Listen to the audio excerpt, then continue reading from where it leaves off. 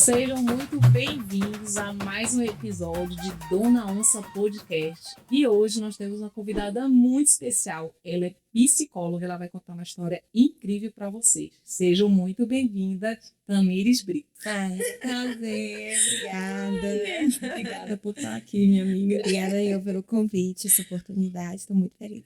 Vamos começar muitas coisas, né? Vamos. Eu tô cheia de curiosidade, cheia de perguntas. Ai, meu Deus. Calma. Pode perguntar. Vai ser perguntas leves que você vai conseguir responder. Tá. Vamos lá. Você se tornou mãe aos 17 anos, certo? Certo. Em algum momento você sentiu que os seus sonhos tinham acabado? E o que fez você perceber que ainda poderia construir algo que desejava? Ai, já começou assim? Já. Rapaz, minha maternidade. Já comecei assim. Já comecei logo pelo cordão umbilical. Forte. 17 anos. 17 anos. Cara. De momento eu senti que eu tinha acabado tudo ali. Né? Sentiu? Senti. Óbvio, Senti né? que não tinha como estudar, que não tinha como melhorar de vida, que meus sonhos, né? Se bem que naquela época era tudo tão intenso, eu era uma adolescente, assim, que, né? Eu passava por tantas situações ali com meus pais, minha família.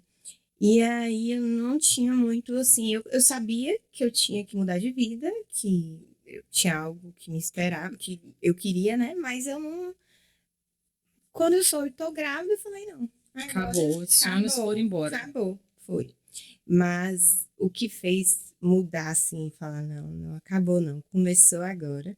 Foi no meu período de gestação, eu tive uma rede de apoio muito boa, né? O pai do meu filho também foi muito presente, consultou minha mãe. E assim, desde sempre falou, não, você tá grávida, então a gente vai, é nosso filho, vai dar tudo certo. E aí, eu senti muita acolhida, meus pais também, meu pai, minha mãe. Apoiou. Demais, minha tia, minha avó, todo mundo. Isso com 17 anos, Com né? 17 anos, a família também do pai do meu filho também me acolheu muito, e todo mundo, então eu me senti acolhida. Mas quando nasceu, foi que eu coloquei aquele trenzinho na minha mão, falei, o que eu vou fazer com isso aqui agora? Tem que levar pra casa. O que eu vou fazer?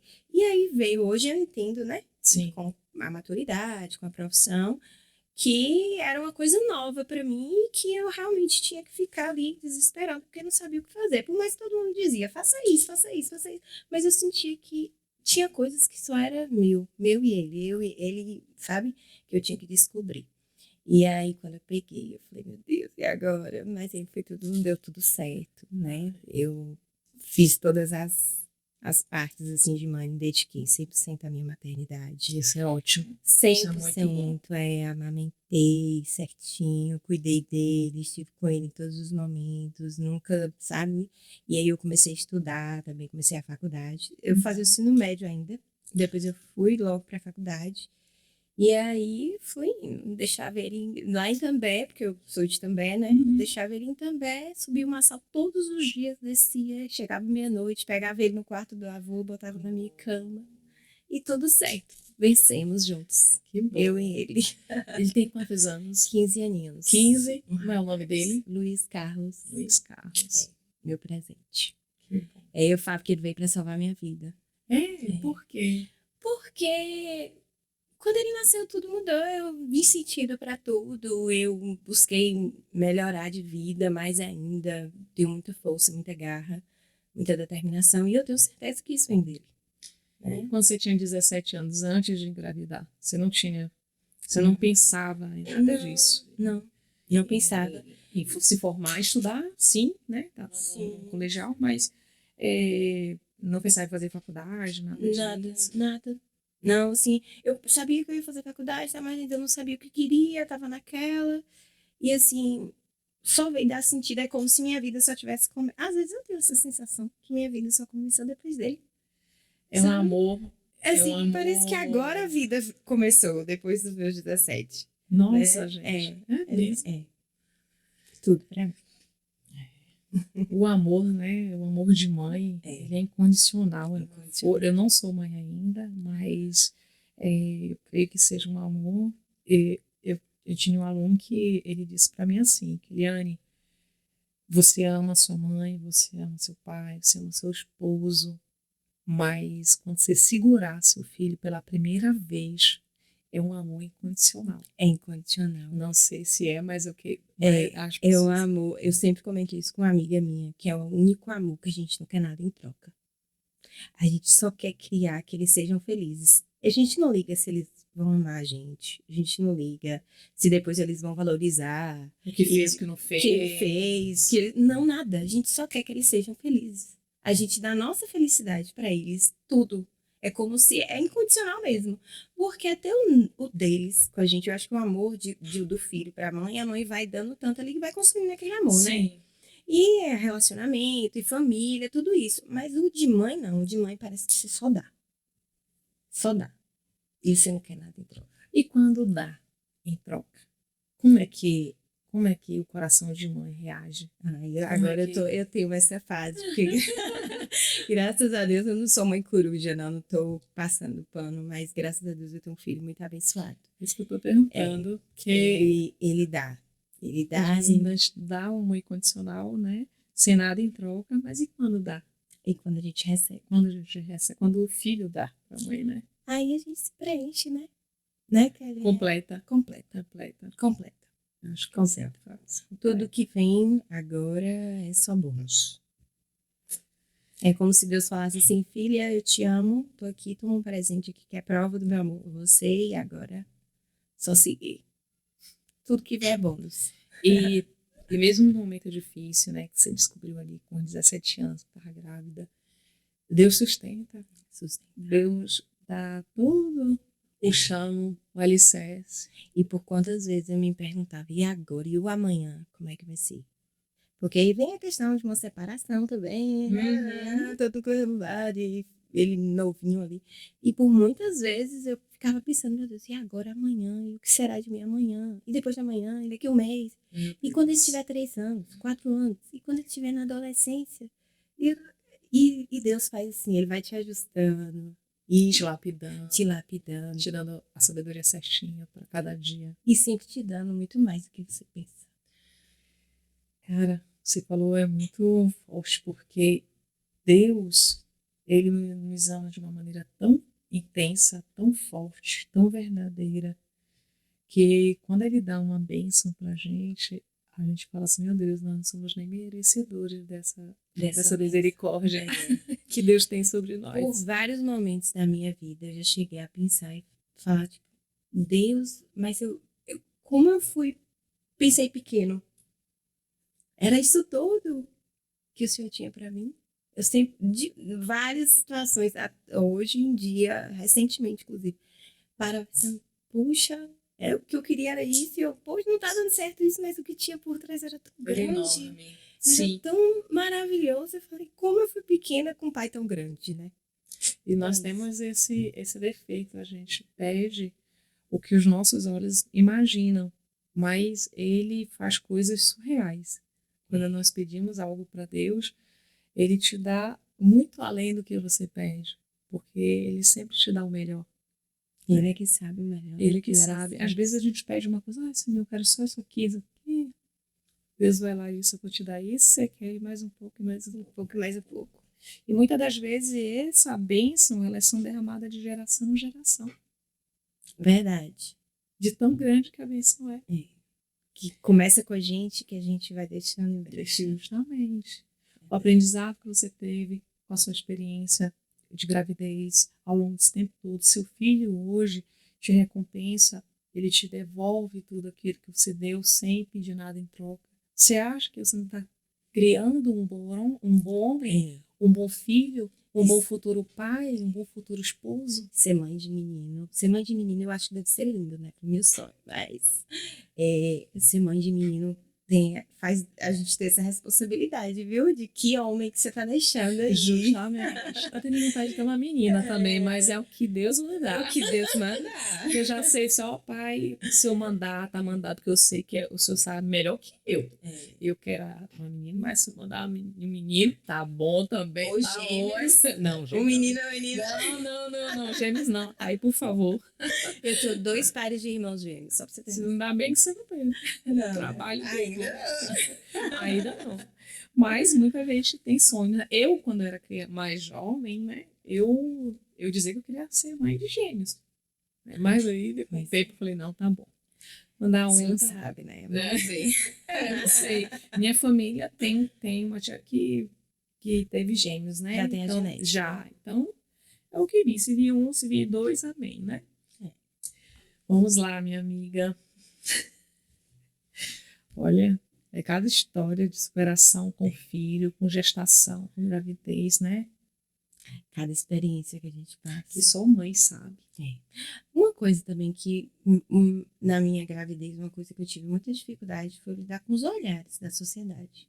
Você, Por ter 17 anos. criança ainda, você ainda é uma criança, uma pré-adolescente, uma adolescente. Exatamente. Então, eu tive muito esse preconceito. Eu sofri muito com esses olhares de pessoas de tão novinha, tadinha, acabou com a adolescência, com a vida. Ô, tadinha, agora vai ter que ninar menino. Eita, não vai poder estudar mais, hein? Como é que vai fazer? Eu escutei isso, acredite. Eu acredito. Eu acredito. Eu escutei, eu falei, mas não foi assim. Eu sei que a gente se priva, né? A pessoa que engravida nessa idade. Minha mãe engravidou com 15. Então, se priva realmente, né, de muitas coisas. Mas, como foi nossa primeira pergunta, você deixou esse sonho morrer? Não. Você achou que tudo tinha acabado? Por um momento, sim, no momento do susto de saber que ia se tornar mãe. Mas depois você disse não. Minha vida começou depois que ele nasceu, minha vida começou. Então, E que bom você, que ele veio, né? justamente. Então, você veio de um pensamento positivo. Por mais que a dificuldade tivesse existido naquele momento, os olhares preconceituosos, né, dificuldade, é óbvio que vai parar de estudar ali em um momento, vai se dedicar como mãe, mas depois você teve um pensamento positivo de, não, agora aqui para frente eu vou estudar, porque eu tenho uma criança para cuidar, para estar perto, para passar para ele toda a sabedoria e educação. Porque muitas das vezes, realmente, o que falaram para você, às vezes acontece. E muitas das vezes as mães abandonam, deixam com a avó, deixam com alguém, né? Ou não E às vezes não tem uma rede de apoio. Né? Às vezes não tem uma rede de apoio. A rede de apoio é extremamente importante, não só pela gestação em si, mas psicologicamente. O apoio emocional para a gestante, né? Até porque quando engravida, todos os hormônios são desajustados. É um turbilhão de emoções, tudo ao mesmo tempo. Fica emotiva, Uma hora você tá rindo, uma hora tá chorando, uma hora você tá falando com o esposo alguma coisa, depois ela tá pedindo outra coisa. Gente, o meu pós-gestação foi muito sofrido. O pós-gestação? Foi, porque assim, éramos 2 adolescentes, né? Eu e o pai dele. Tinha quantos anos o pai dele? Ele tava, acho que mais ou menos 30, 38, 40. Então, ele tinha, se eu tinha 17, ele tinha aí uns 23, 24. Não sei, mais ou menos assim ao certo. Eu sei que ele também, homem, você sabe, né? Ela adolesce, tem uma lentidão ainda. E aí, foi muito. Teve momentos bem difíceis. Desafiadores, né? Foi. Eu acredito. Vamos lá. Você disse que nunca abriu mão de criar seu filho de perto. Mesmo estudando e trabalhando, qual foi o momento mais difícil dessa caminhada e o que deu força para continuar? A força veio dele mesmo, porque eu queria ser alguém melhor. Por mim, por ele, né? Então, assim, a força vem dele. Só que o que era pior era ter que sair 5 horas da tarde, porque o ônibus saía entre 4h30 e 5 horas da tarde, eu estudava à noite, e ter que deixar ele na casa da minha avó, deixar com a avó. Às vezes estava enjoado, um pouco febril, e eu tinha uma prova na faculdade, tinha um seminário para apresentar. E aí a vontade que eu tinha era de me dividir em duas, porque no começo da faculdade eu até que não me interessei, assim, não tinha aquele amor pela faculdade. Mas depois foi passando, e eu fui criando aquele amor, sabia? Gente, eu tô no lugar certo. E eu ficava dividida por muitas vezes, de como é que eu vou estar presente aqui, como é que vai estar presente ali. Ao mesmo tempo, foi algo difícil, né? Mas você conseguiu. Consegui. Hoje você disse que ser psicóloga é a sua maior realização depois da maternidade. Como foi descobrir essa vocação e qual transformação essa profissão trouxe para a mulher que você é hoje? Ai, que pergunta maravilhosa. É, como eu disse, né, no começo, eu não sentia aquele amor. Assim, no primeiro, segundo, terceiro semestre era tudo muito teórico e tal. E aí eu acho que depois do quarto, quinto semestre, que eu comecei a trabalhar na minha cidade, comecei a trabalhar no CREAS, né? E aí lá eu já lidava um pouquinho com a psicologia, como eu era orientadora social, já lidava com um pouquinho ali. E eu comecei a gostar mais de psicologia social e na faculdade. E aí foi indo, mas eu senti mesmo que era o que eu queria quando eu me formei. Que chegou o dia da formatura. Quando chegou o dia da formatura, eu passei por um período de estágio, logo no final da faculdade, que a gente estagiou no presídio, né? Não sei se eu posso falar isso, acho que posso. E aí, pode falar, não? E aí, lá também foi um momento que muita coisa para mim. Eu tinha uma supervisora maravilhosa, né? E ela sempre falava, a gente precisa entrar aqui como um profissional e a gente precisa olhar para essas pessoas que estavam ali, né, naquele ambiente, de uma forma profissional. Então, ali eu comecei a entender que eu tinha que largar o julgamento, tinha que largar o medo, Sim. que eu tinha que largar os porquês, faz e porquês. Não, ali você só entra como técnica, né, como profissional, da forma técnica. E ali você vai aprendendo. Porque você vê lá dentro muitas situações, Muitas né? situações. E aí, de cara, a gente já começou a pegar. Queria julgar.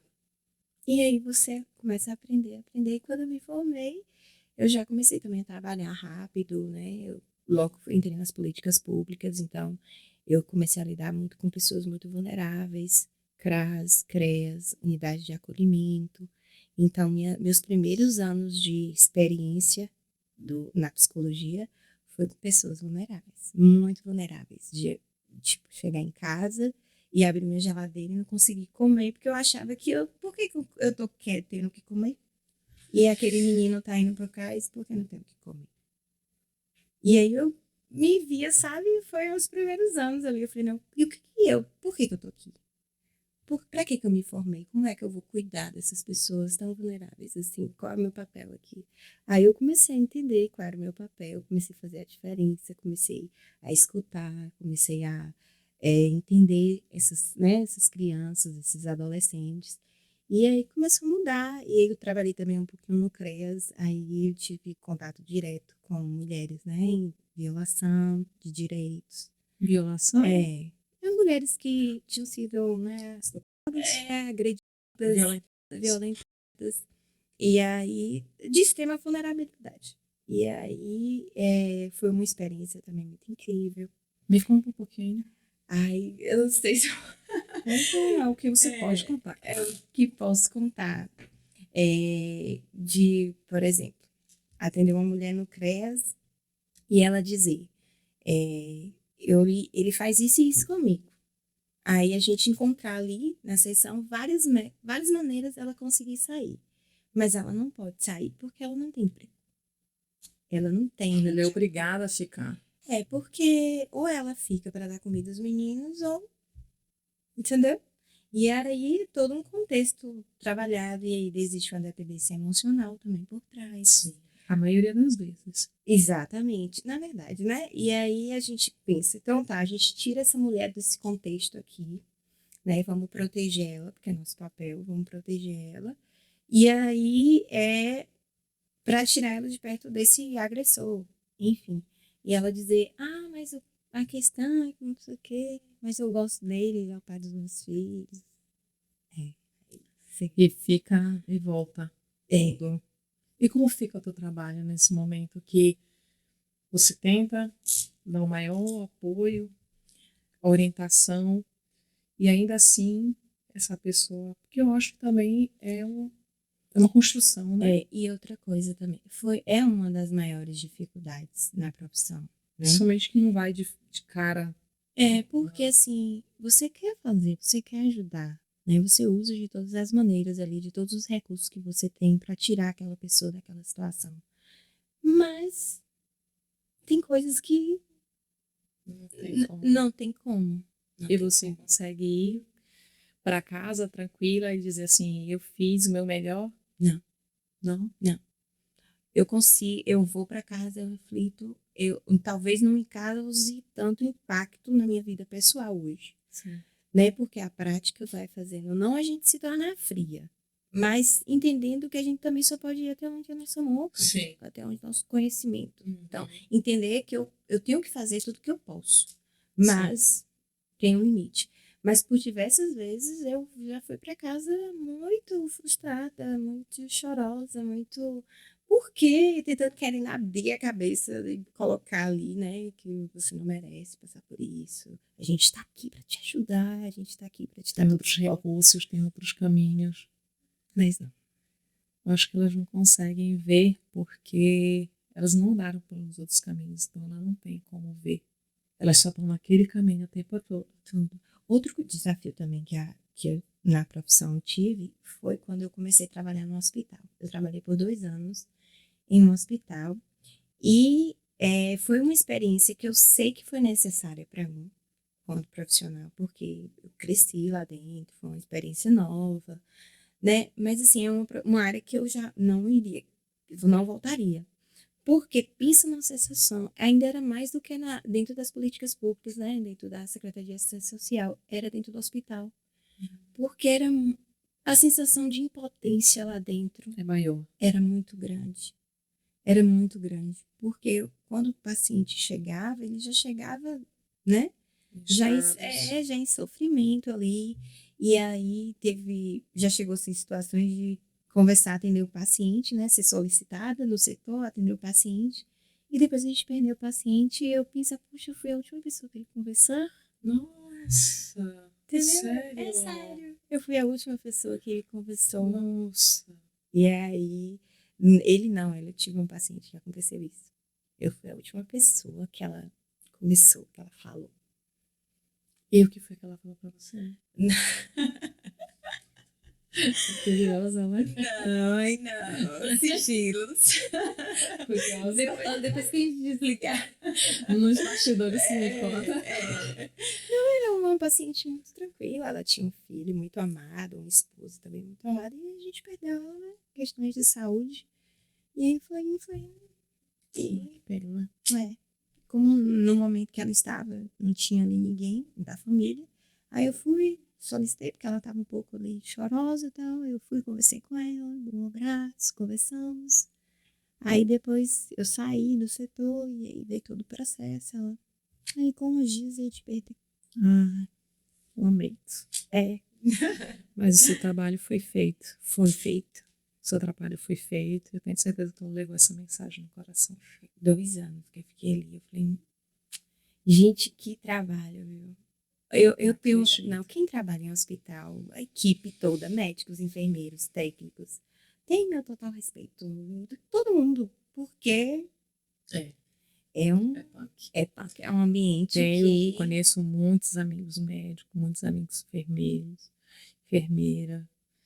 E são muitos. E praticamente sempre é o mesmo relato. Gente, eu fico pensando, como aguenta, né? Como aguenta. Isso é verdade.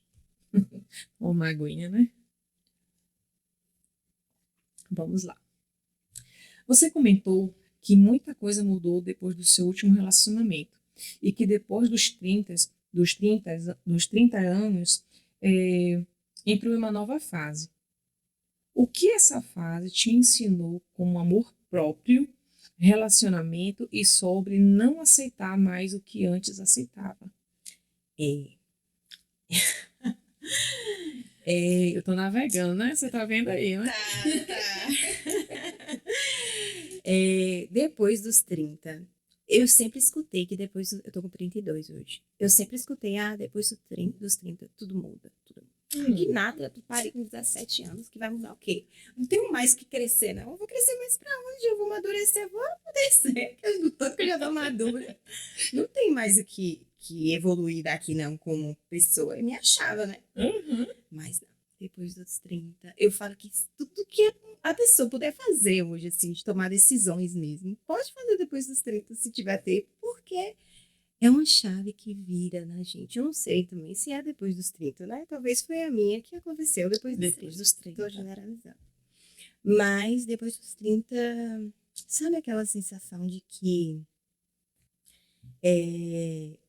eu preciso estar bem comigo, eu preciso estar bem comigo para estar bem com o outro, com o próximo, que eu não preciso correr.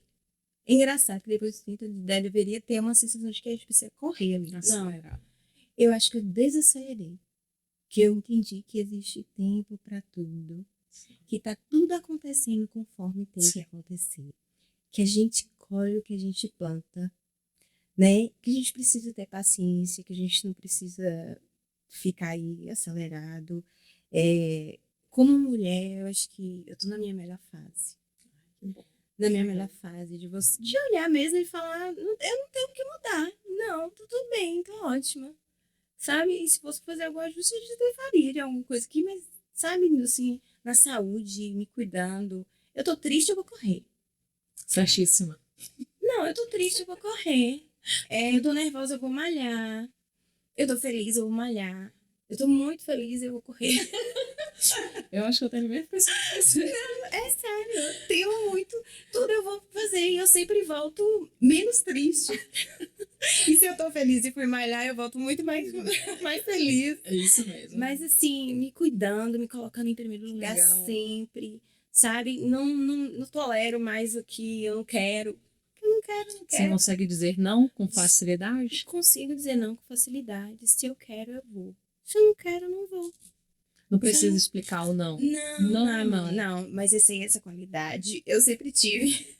Não é não. Pra mim, sempre não. Geralmente o não é não, mas por quê? Isso já me incomoda, já. Eu tinha uma amiga que era assim, falava assim, não, é porque eu falei, não, eu só quero saber do não. Não, sim, tudo seu não precisa ficar justificando. E às vezes nós somos taxadas por ser grossa, mas não é.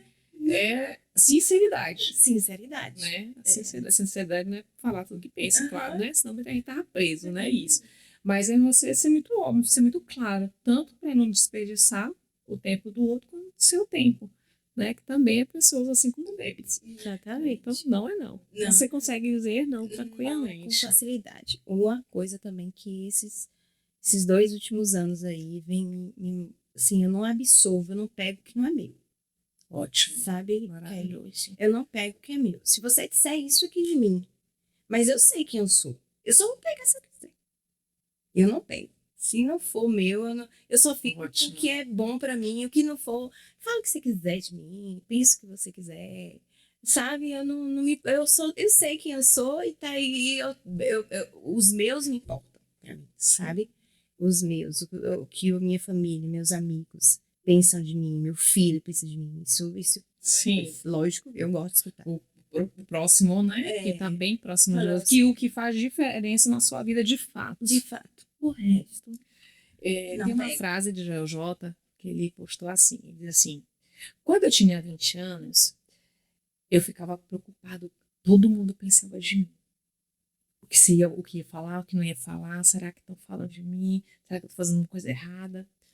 Quando ele tinha 40 anos, ele começou a perceber que tanto faz ou tanto fez se as pessoas estão falando dele ou não. Mas quando chegou aos 60, ele descobriu que nunca ninguém falou nada dele. A gente se importa com as pessoas, o que as pessoas estão pensando da gente, o que a gente, se a gente vai agradar, se a gente não vai agradar. Eu sempre digo assim, proteja a sua energia. Eu falo muito isso no meu dia a dia com minhas alunas, né? Eu tenho mentoria por fora, eu tenho grupos de WhatsApp, de desafios. Eu sempre falo por fora com esses atletas, com essas mulheres que estão no desafio comigo, né? De emagrecimento, enfim. Eu sempre digo para elas, toda semana a gente faz pesagem, toda semana a gente tem ali um check-inzinho, tudo que está sendo feito, né, um acompanhamento. E eu sempre falo toda segunda-feira para elas, meninas, protejam a energia de vocês. Vocês estão passando pelo processo, vocês estão colocando novos hábitos na vida de vocês. Então, proteja a energia de você. Não fique perto de pessoas que estão o tempo todo reclamando. Às vezes tem tudo, mas está reclamando. Gente, Não tem nada, está essa reclamando. questão, Tá essa tudo, questão de todo mundo energia, reclamando. meu Energia. Deus. Você tem que cuidar. Hoje, eu também faço aula personalizado, né? Que é há muitos anos, né? Não que seja tão velha, mas tem muitos anos, há mais de 10 anos, né? E todos os meus clientes, tanto o pessoal que eu dou consultoria, quanto o pessoal personalizado, eles têm uma energia muito boa. Muito. E a gente se laça sobre isso, sabe? Eu não vou citar nomes, porque senão eu posso deixar um aluno de fora. Mas assim, são todos. Sem exceção. Sem exceção. Todos. Mas por quê? Porque eu prezo pela minha também. Eu prezo pela minha energia. Então, eu só vou me conectar com pessoas que me conectam também aos meus valores. E você atrai. Então, nós atraímos. E se chegar próximo a mim, pessoas que eu sei que não têm uma energia, eu tiro. Eu digo que não dá, que não tem como atender. Eu dou um jeito. Teve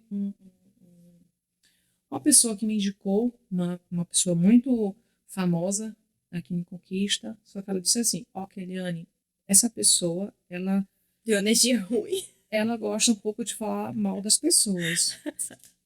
Não, porque Aí quando a pessoa me procurou, eu disse, eu não tenho vaga, não dá. Por quê? Eu poderia pensar realmente no financeiro, mas o mais importante para mim é a minha paz. O mais importante para mim é eu passar paz. e não tem dinheiro no mundo. Que pague isso. Não. Então é muito bom realmente nós estarmos com pessoas que são boas, que são legais, que de alguma forma te dá alegria, te dá uma energia legal, né? Que, olha, um teste muito simples que acontece muito com a gente, isso é fato, já aconteceu comigo, eu acho que deve ter acontecido com você. Você estava muito legal, você estava numa vibe bacana, e você chegou num ambiente que não estava legal. Você faz assim. Você murcha. Parece que abre um buraco, você entra. Você até não fica ruim, mas você fica calada, não conversa tanto, observa mais. Kelly, esses dias aconteceu uma situação comigo, inclusive com uma pessoa que eu amo muito, que, assim, uma pessoa minha, que aconteceu uma coisa exatamente assim. Eu tava muito bem, assim, vamos sair Energia aqui, ótima. energia boa, massa, tal. Aí, do nada, aconteceu uma fala e aí me encolheu, me destruiu por dentro. Eu me mantive ali. E eu até fiquei sem entender depois o que de fato tinha acontecido, né, com aquela pessoa que eu tanto amo, que tanto prezo. E por que tinha me atingido tanto daquela forma? Por que tinha feito aquilo comigo? Porque me machucou, foi diretamente para mim, né? E me machucou. E aí, com o passar do tempo, né, as coisas vão acontecendo, conversa vai, conversa vem. Eu entendi que era mais sobre a pessoa, né? Que a pessoa não estava bem. Justamente. Né? Ela não estava bem com ela. Tinha problemas lá que eu não tinha nada a ver. Mas a primeira pessoa que encontrou, talvez a pessoa que mais acolhe, a pessoa que mais... Você achou que era para você? Não, eu acho que olhou para mim e viu que eu era a pessoa que aguentaria esse baque, sabe? Mas esse baque doeu e doeu muito, meu Deus, eu fiquei muito machucada, mas enfim, já passou. É por isso que a gente tem que estar sempre preservando nossa energia, porque nós vamos encontrar pessoas que vão querer desabafar com a gente. E assim como nós. Temos momentos que a gente não está tão bem. É muito difícil eu estar triste. Graças a Deus. Eu já tive meus momentos de tempestade há uns anos atrás. A gente se parece, né? Eu não fico triste, não. assim. E Tem muitos anos mesmo que, assim, é difícil, muito difícil. Mas acontece por alguma coisa, às vezes familiar, às vezes não é com a gente, mas é com um ente querido, uma pessoa que a gente gosta muito. Sim. Abala de uma certa forma e nós também precisamos desse colo, desse aconchego de alguém. Se não for da família, mas um amigo, não é isso? Uhum. E assim, a gente também, principalmente sua profissão, minha profissão, é uma profissão que a gente acolhe muito, a gente ouve muito. Tem dia que o cliente não está legal. Tudo que ele quer é desabafar, tudo que ele quer é sair da onde ele estava e Imagina expressar a um minha pouco. situação, que ninguém procura psicólogo porque tá feliz. Tô feliz demais, vou procurar ali um psicólogo. Você já viu alguém dizer isso? Não. Então imagine. Porque assim, você personal, você tá ali, a mulher quer ficar gostosona, maravilhosa. Agora, você imagine eu. Nossa, eu não tinha pensado nisso. Pois é. Agora imagine eu. Eu preciso estar bem pro meu paciente. E aí, eu vou acrescentar aquela pergunta que você me fez, se quando foi que você percebeu que a psicologia, né, mudou e transformou. que eu tive encontrado ali. Quando eles chegam para mim, né, fragilizados com os problemas, e quando eles saem, eles me curam, eles me deixam felizes. Tipo, eu posso estar triste, mas atendê-los, mesmo naquelas vulnerabilidades, em todas as situações ali deles, eu ainda assim me sinto realizada porque eu fiz meu trabalho. Óbvio, claro. Entendeu? Como é que se você dá o máximo de você e essa pessoa sai de lá bem, Aí eu sei nosso que eu tô, trabalho. ali eu sei que eu tô fazendo a a coisa coisa certa. certa. Porque mesmo que o outro chegue, eu não tô bem, porque por várias vezes eu atendo, não tô bem, né? Como você falou, não tenho o costume de ficar triste. Eu não tenho, Sim. não tenho esse costume. Mas vira e mexe acontece. Agora mesmo eu tô com o meu sobrinho internado e realmente é uma situação que tá delicada pra gente, pra família.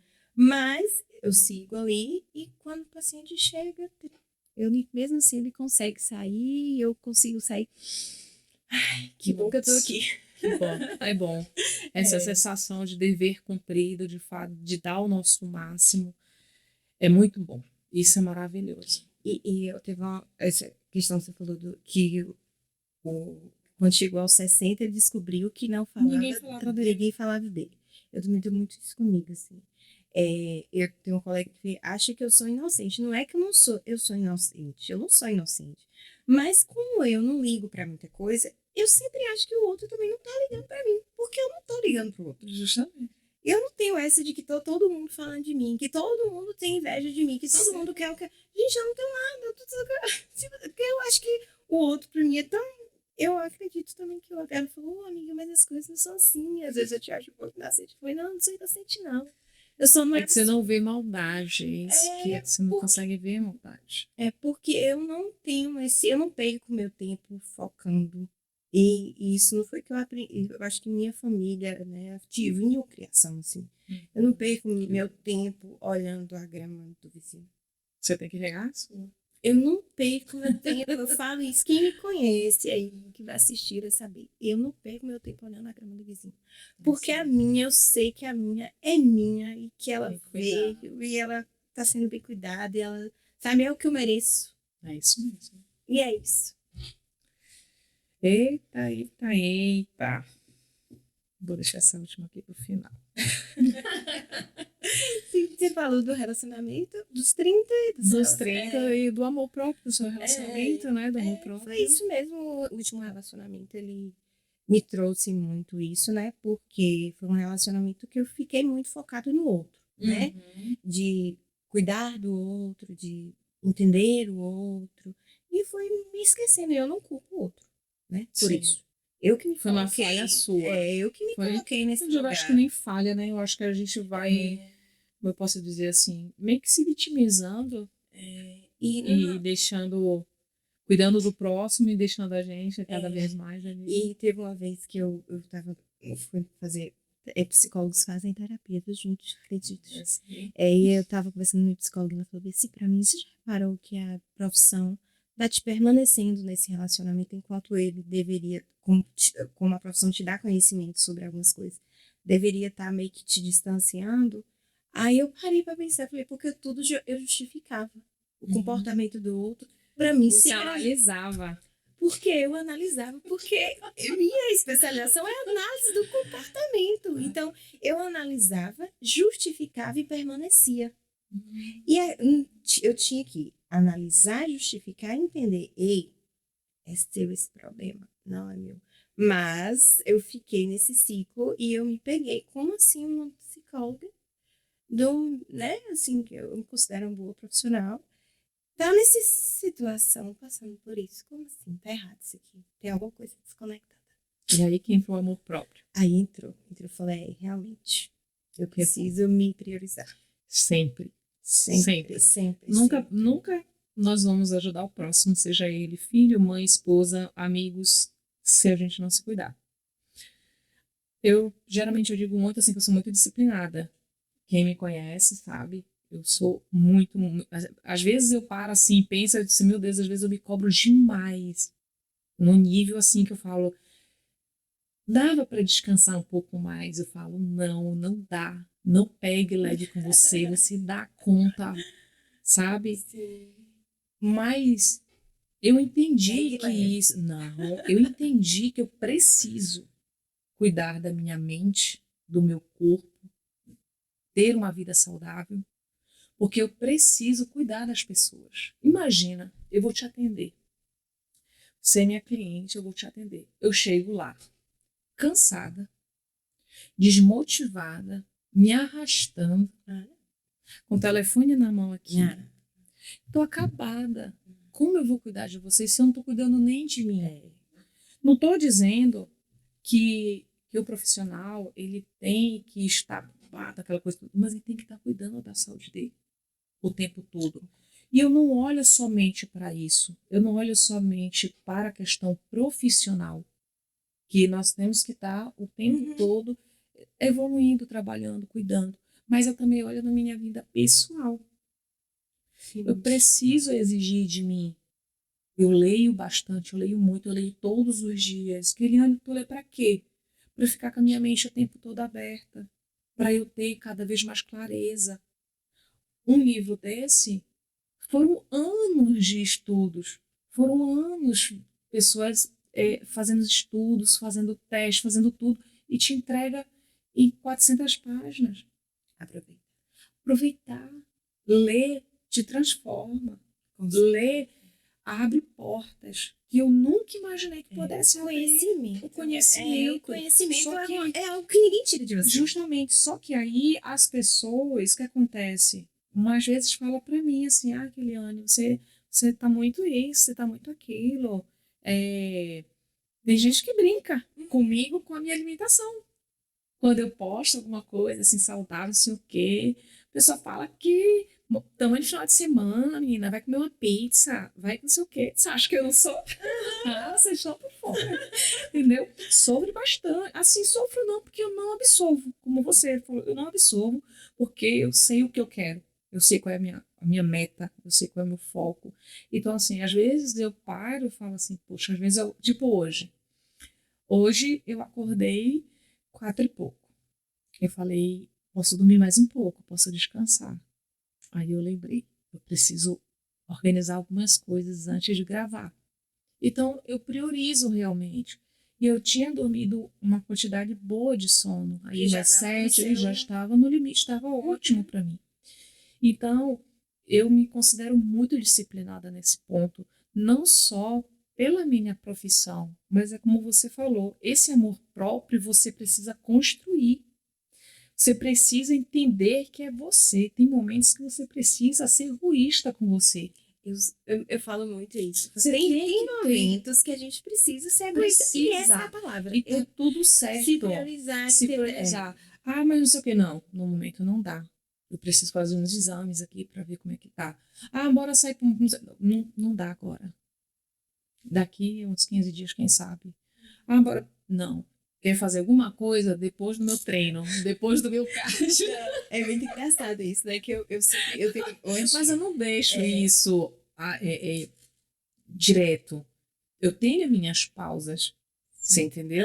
Mas durante aquele processo é aquele processo. E assim, e tudo é limite. Tudo é limite. Principalmente as pessoas que estão ao seu redor. Eu tenho uma tia, né, que mora lá em Itambé, que é a minha segunda mãe. E aí eu sempre falo pra ela, eu falo, tia, pega leve comigo quando ela quer conversar de alguma coisa, porque eu trabalho com problemas, né? Psicóloga trabalha com problemas, é aquilo que eu falo pra você, né? Ninguém procura a gente porque tá bem. Aí pega, aí ela já aprendeu, aí tem dia que ela me liga, Mila, que ela me chama de Mila. Ô Mila, como é que tá seu dia hoje? Aí ela no final do dia, né? Aí, tá bem? Tá bem? Eu falei, fala, tia, já sei, pode contar alguma coisa, que eu sei que meu problema de lá, de família, alguma coisa assim. Pode falar. Então eu falo, não, ó, amanhã de manhã, tipo, outro dia, né? Porque eu já tô por aqui. Saturada. E a gente Tem o seu limite, com certeza. Tudo tem seu limite, é aquela coisa. Eu não deixo de sair, eu não deixo de fazer minhas coisas, eu não deixo, né? Cida mesmo. Queria bora tomar um café que tá embora. Né? E meu esposo chega de viagem, quer comer uma coisa fora, quer ir na churrascaria. Vamos, com certeza, não abro mão. Mas você tem que cuidar da sua mente, do seu corpo, do seu espírito. Eu não faço uma dieta regrada, assim, sabe? Mas o tanto que eu posso comer bem. Se eu puder comer bem de segunda a domingo, se eu puder fazer atividade física de segunda a domingo, eu faço. E se nesse segunda a domingo surgir uma demanda de trabalho, uma demanda de amigo, uma demanda de família, tudo bem. Tudo certo também. Tudo certo. Ótimo. No meio da semana, alguém fala, vamos comer uma pizza, vamos tomar um café ali. Vamos. Mas... Eu como. Mas se não surgir, eu vou cuidar eu vou priorizar de segunda a domingo, de segunda a domingo. Aí eu penso sempre que eu tenho um crédito. Eu sempre vou priorizar. Eu tenho crédito. Pelo menos a cada 15 dias, tá? Por você não vem não, viu? Esse crédito, ele só pode vir a cada 15 dias ou a cada 30 dias. Pois tá bom. Não 15 dias, pega lá. A 15 dias. Porque imagina, tudo que você faz durante a semana inteira, certo? Certo. Vamos botar de segunda a sexta? Segunda a sábado, mais ou menos? Tá. Aí chega o final, sábado e domingo. Às vezes você já começa na sexta-feira de noite. Não, eu não me permito. Mas tem muita gente que começa na sexta-feira. Eu vou generalizar. Até porque quando eu como mal, eu durmo mal. Tudo é No outro dia na academia, eu tô fadigada. Então, às vezes, por que eu falo assim? A gente prioriza pelo menos de 15 em 15 dias.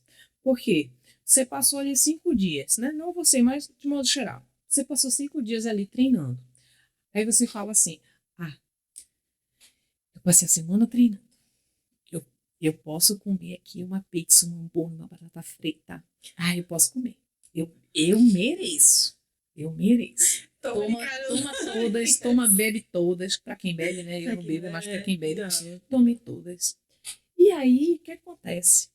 Você treinou 5 dias, mal treinado, não treinou com intensidade, não treinou com uma carga boa, não fez cardio como deveria. Aí chega o final de semana, quer esbaldar. Não estou dizendo que é você, mas eu estou dizendo de modo geral, porque o que acontece com os meus clientes, os meus alunos, acontece isso. Todo final de semana quer esbaldar. Não pode. Tem um problema com cargas, viu? Eu treino muito fofo há muitos anos. Vou logo te falando aquelas dicas aí. Bora treinar. Vamos marcar um treino, viu? Vamos treinar um treino. Vamos marcar um treino juntas pra gente fazer. Claro, sempre. Ó, esse coração aqui, ó. Gente, tá? eu tô com todos os meus clientes conhecem esse coração. Mentira que eu vejo os vídeos de Jacida. Ela faz assim pra mim. Eu chego assim, olha como tá hoje, e ela diz assim, não, meu coração tá assim, ó. Gente, é sério, eu falo direto, eu falo, meu Deus, por que eu não consigo aumentar minha cara? Cida, vamos falar dela, né? Vamos expor ela aqui. Vamos expor ela aqui hoje. Ela, 35 anos de academia, maravilhosa, sempre se cuidou. Mas, quando nós começamos a treinar, Cida não puxava carga, não tinha evolução, ela só mantinha ali uma rotina que o corpo já tinha acostumado. É claro que eu não vou chegar com você e pá, você faz 10 quilos, eu vou te colocar 50. Não é assim. Primeiro nós fizemos toda uma estrutura, trabalhamos todo o corpo como um todo. Por mais que ela tinha vindo já de vários anos, ainda assim, eu fiz um novo protocolo para ela. E com pouco tempo, ela tinha uma dor muito suportável no ombro também, que a gente tratou essa dor Sim. devido à profissão de ser professora, né? Então, ela tinha uma dor muito suportável no ombro, a gente tratou essa dor com 2, 3 meses por aí, mais ou menos, no máximo 4 meses, acho que foi menos, a gente tratou. E aí sim, eu comecei a fazer o trabalho de carga. Então, não é você chegar à academia e já querer empurrar ferro. Não é assim. Não é você chegar, como você falou assim, eu já treino fofo, eu treino leve. Tem que ver por que você treina leve, por que você treina fofo, o que está faltando. No meu caso, acho que Sente, é desleixo mesmo. não é por falta. força, não é você não ter força de empurrar as cargas. Pode ser, mas muitas das vezes as pessoas sentem desconforto. Às vezes é falta de fortalecimento. Você entendeu? Então, assim, tem vários pontos. Mas hoje ela Arrasando. puxa um leg, faz um leg com 180, 200 quilos. Com 62 anos, pô. Ela tá Ela tá maravilhosa. fera demais no treino. Então, assim, E é um trabalho de formiguinha. Puxa 50 quilos na cadeira extensora, 70 no leg 180, no 180, entendeu?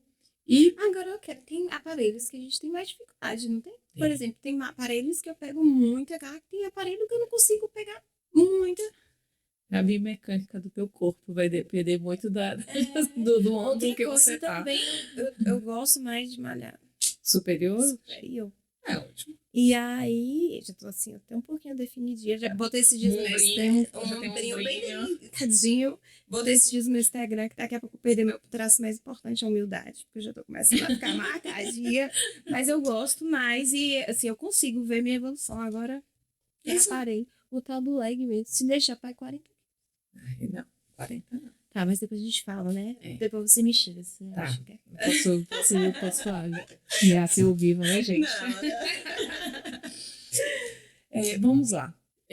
Você é psicóloga e trabalha com crianças especiais. Sim. Me conta um pouquinho mais dessas crianças, como é que você trabalha, como é que divide, quais são as idades dessas crianças, quais as dificuldades. Eita, é muita pergunta. É muito vai. Na verdade, tem um mês, né? Assim, na verdade, esse ano, uma das minhas metas era sair um pouco da área infantil. Como eu estava te falando, quando eu me formei, eu não me formei falando, eu quero a área infantil. Sim. Infantil que eu digo no sentido de 10 anos para baixo, 9 anos para baixo. Eu quero. Só que por algum motivo, de alguma forma, eu fui sendo levada e eu fui gostando Da área infantil. da área, né? E aí foi quando eu decidi fazer a especialização do ABA, que é a análise do comportamento aplicado, que é focado, né, na questão do autismo, para desenvolver, né, uma das ciências ali que mais tem eficácia. E aí eu me vi nesse trabalho, trabalhando com as crianças atípicas, autistas, TDAH, deficiência intelectual, e fiquei nessa área, eu acho que nos últimos 4 anos. Nossa, bastante tempo. Bastante tempo. E só que assim, como chega um momento que eu falei, não, que eu vi os meus colegas, né? Era diferente, os meus colegas queriam aquilo. E eu sempre atendi adolescente, eu sempre atendi adulto. Nunca deixei os adolescentes e adultos, porque era aquilo que eu sempre quis. Então, assim, eu sabia que era aquilo. Falei, com a primeira oportunidade que eu tiver, eu vou fazer. Aí eu comecei a. E aí agora eu tirei de vez, assim. Só tô com alguns mesmo, que eu já estava, né? Mas eu não tô mais focada nessa área. Aí você pergunta por quê, Tamires? Porque é ruim? De forma alguma. As crianças me renovavam, assim. É tanto que eu tive que deixar alguns, mas teve outros que eu não tive como deixar, porque não tem. E assim, ruim de forma alguma, não é. É só meu mesmo, questão do meu perfil, né? E eu gosto muito de atender adolescente. Eu não sei se foi a minha história, né? Pode ser. E eu sempre, desde a faculdade, eu sempre gostava de estudar mais sobre a questão da adolescência, né? Essa fase. Sempre gostei de focar nisso. Tanto a adolescência também como os adultos. E aí, era ruim, não, mas eu sabia que tinha uma hora que não dá para você dar conta de tudo em qualquer profissão. Não dá para você ficar atendendo tudo, pegando tudo, porque no começo você pode até pegar ali, porque você está formando, você precisa se inserir na profissão, mas chega um momento que precisa filtrar. E o meu momento chegou. Né? Qual foi a maior dificuldade? Assim, qual foi uma situação muito difícil que você passou nesses 4 anos atendendo eles? Como criança, foi a maior dificuldade de atender a criança atípica é você ver as limitações, né, que ela tem. E por mais que você faça seu trabalho ali, porque assim, é uma criança neurodivergente, então ela já nasce com isso. E você vê que muita gente não compreende aquilo. Que você Não trata do jeito que tem que ser tratado. E assim, só com você ali não dá. E isso doía muito, isso era uma dificuldade minha, a minha maior, acho que até tristeza. É você ver que o outro não estava olhando com o seu olhar. Você fala o outro, os pais? Ou geral. O geral? Geral.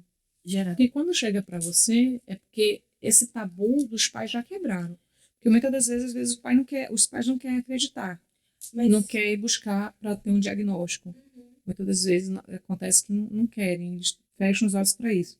Mas uma dificuldade que eu tinha muito era que, às vezes, os pais eles queriam deixar que a criança fosse capaz de fazer algo, porque a maioria das outras crianças faziam. E por que não? Eu sei que ele consegue sim, vai fazer. E não tinha nada a ver com Então, assim, aceita o diagnóstico, mas será que aceita mesmo? E as limitações, será que está aceitando as limitações? Não, provavelmente não. E aí, como é que você vai falar para uma mãe, né? Assim, você precisa ter um manejo para falar, porque a depender da forma como você fala, se machuca ela. Porque ela já está fragilizada. Ela já está fragilizada. E eu vou te falar, de 100%, 80% das mães dos pacientes que eu tive abriram mão de tudo por eles. Com certeza. Porque ter uma criança atípica não é fácil. Nossa. Não é fácil. Então, assim, quando elas chegam no consultório pedindo que tem que fazer do jeito que tem que fazer, eu entendo o lado delas também, sabe? Elas acham que aquele comportamento vai, de fato, ajudar. Elas se negam inconscientemente que o filho precisa que ele tem uma limitação e que não. Que talvez isso ele não vá conseguir fazer como as outras crianças, não. Ele vai fazer do jeito dele. E talvez tenha algo que ele vai fazer muito melhor que outras crianças típicas não vão fazer. E aí é a hora que a gente entra, que a gente aproveita isso da criança, entendeu? Aí que a gente estuda, a gente analisa para isso. Fazer a diferença nessa parte. É ver o que a criança traz. Não é inserir coisas na criança, não. Porque a criança... Mas é diferente. É diferente. A gente precisa aproveitar o que a criança tem de habilidades. E muitas vezes eles querem, né? Assim, a todas as áreas de apoio. Escola tem a dificuldade, os pais têm a dificuldade de entender que não, é só uma questão mesmo de saber quem essa criança é, quais são as habilidades dela, né? O que a gente pode aproveitar aqui para fazer ela desenvolver. Mas tem coisas que não tem como. E que tá tudo bem, porque ela está desenvolvendo bem do jeito dela. Exatamente. No teu ponto de vista, no olhar clínico, falando assim direto com a questão da escola em si, essas crianças, né, com essas limitações todas, você acha que as escolas estão preparadas? Escolas, né? Para receber essas crianças? Hoje eu já tenho pacientes, agora eu troquei, né? Que agora os adultos, agora eu atendo os professores. Que estão que sofrem muito com isso. Porque eles não estão conseguindo dar conta, porque não estão tendo a rede de apoio na escola. Justamente. Porque às vezes não é porque o professor não quer, é que às vezes ele não está instruído para aquilo. Exatamente. Não tá tendo um apoio. Porque se já é difícil para a mãe ficar ali com aquela criança só de casa, imagine uma professora com 30, 20 alunos dentro de uma sala. Como é que dependendo da situação, tem criança que tem a agressividade também, ainda tem isso, né? Tem crianças que apresentam essa agressividade, que, né, essa irritabilidade, tanto para se agredir quanto para agredir o outro. Nossa. Então precisa desses cuidadores. E às vezes não tem. Né? E aí, as escolas estão capacitadas, tem escolas sim que estão preparadas, que sabem acolher, que tem aí, né, as cuidadoras para cada criança, mas tem escolas que não. E às vezes a gente culpa os professores, mas será mesmo que os professores, gente? Eu acho que não é nem os professores em si, mas sim a capacidade realmente desse apoio que às vezes não chega até eles. Exatamente. Como você falou. Se para a mãe já está difícil, né? Imagina para um professor, Que não tem né? esse Que não apoio. tem esse apoio. Né? Nossa. É. E dessa situação toda, você já teve alguma experiência com algum aluno desse com agressividade? Que Já, teve algum surto? já. Já? E A gente, eu atendia no núcleo, né? Que a gente acolhia, assim, o ABA funciona com uma carga horária maior, né? Sim. Então, a especialidade, então a criança vai lá por vários dias da semana. Tem crianças que vai até de segunda a sexta. E aí a gente já recebeu alguns pacientes que, né, agridem. E aí a gente tem que fazer todo o manejo. Outra questão também é a de segurar, saber o segurar. profissional precisa também estar capacitado para fazer o manejo, né? Porque Esse manejo que você fala é o quê? é um curso. Existe um curso que prepara o profissional para fazer o manejo do comportamento, né? Quando é agressivo, quando a criança desregula. Aí não é só você chegar, abraçar, conter a criança, não é assim. Entendi. Não. Tem toda essa E existe também, tem que ter o termo, os pais precisam assinar, até pra gente tocar na criança. Sim, sim. Aí a gente já passou por situações. Nossa. Trabalhar com crianças atípicas é você lidar com essa situação por várias vezes. Porque a criança, né, ela tem às vezes o grau de rigidez muito grande e ela tá ali de boa, tranquila, com você. Uma coisinha que, sabe, não foi certo. Pronto, já é o suficiente para ela desregular. E aí você precisa ter esse manejo, que senão vai. Às vezes é um brinquedinho que ela tá acostumada e às vezes trocar. Um brinquedinho que roda para frente, do nada começa a rodar para trás. Acabou. Pronto. Aí tem que ter o manejo, tem Exatamente. que saber como agir. A nossa dificuldade hoje é, quando eu falo desse olhar do preconceito e tal, é isso, é as pessoas olharem e não ver que ali existe uma questão de rigidez por conta de um transtorno. Sim. Não é porque a criança, a gente escuta Ela quer. é animada, é mal educada, é não sei o que, ai gente, é tão cruel, não fazem isso não. Pensar desse jeito. Olhem com carinho. Tem que ter um olhar de carinho. Porque quando você olha com esse olhar, você machuca a Um criança. olhar mais humano. Você machuca a criança e você machuca a mãe, a família que tá por trás daquilo ali. Que já vem com um sofrimento tão... Que mãe que cria um filho pra ser mal educado? Que cria o filho pra sair batendo em todo mundo, pra sair gritando. Mãe nenhuma cria filho pra isso, gente. Elas não fazem porque querem, pelo amor de Deus. Nossa, a tua profissão, ela é desafiadora, mas ela é muito linda. Obrigada por compartilhar tantas coisas boas, tá? Eu que agradeço. Vou fazer a nossa última pergunta para a gente encerrar, tá bom? Muitas coisas. Ainda a gente aprende muito. Que bom. Né? O nosso dia a dia. Já... Calma, que os bastidores estão chegando. Se você pudesse sentar hoje ao lado daquela menina de 17 anos, grávida, cheio de medo e incertezas, qual seria a conversa que você teria com ela? E o que diria para ela se tivesse a coragem de seguir em frente? Gente, eu ia dizer tanta coisa para ela, mas eu ia dizer mais ainda, não fique com medo. Vai dar tudo certo. Você será alguém maravilhoso. Imagina ela bem aqui agora, Você grávida, naquele momento. Seu filho vai ser uma criança linda. Seu filho vai ser uma bênção. Saudável, inteligente. Você vai ser uma mãe maravilhosa. Você vai ser uma profissional incrível. E não fique com medo, vai dar tudo certo. Você tem uma família que vai te apoiar sempre. Seus vínculos de amizade de agora, elas com certeza vão estar com você de novo, e de novo, e de novo. Porque sou muito grata também a elas. Sempre. Elas são as mesmas. E é isso. Essa seria a mensagem que você deixaria para ela. Não tenha medo. Eu sentia muito medo.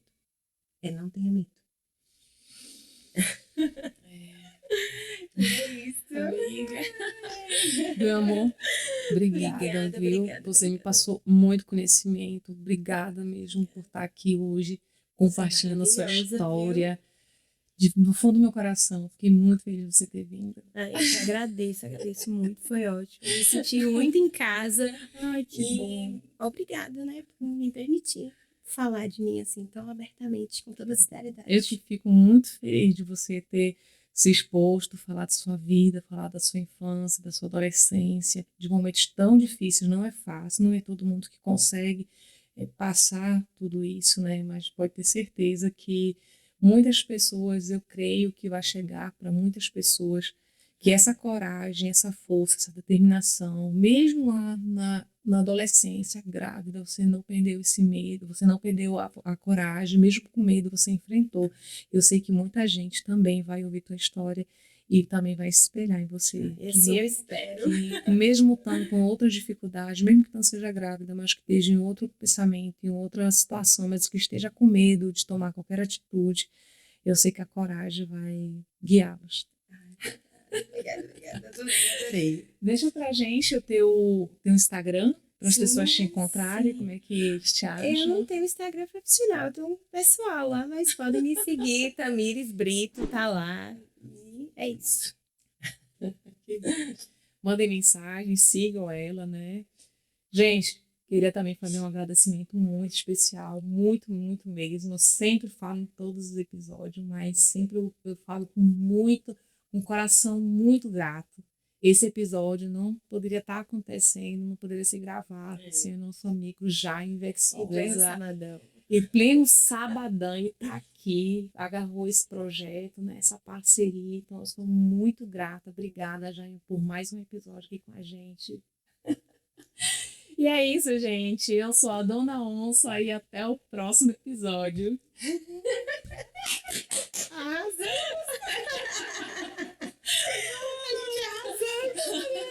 Ó, eu ficaria aqui muito mais. Só vou te falar. Ai, gente.